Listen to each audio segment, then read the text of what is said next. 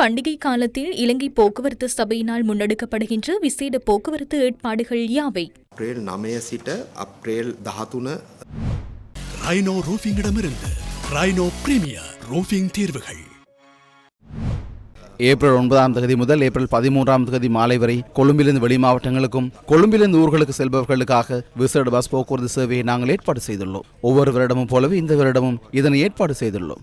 ஆனால் இந்த வருடம் ஒரு விசேட அம்சம் உள்ளது.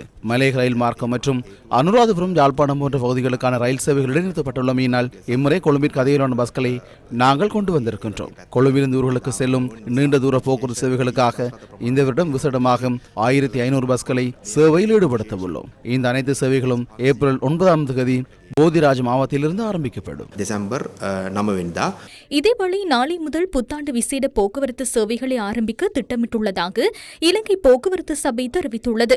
புத்தாண்டிற்காக சொந்த ஊர்களுக்கு செல்லும் மக்களுக்காக விசேட ரயில் சேவைகளும் ஏற்பாடு செய்யப்பட்டுள்ளன.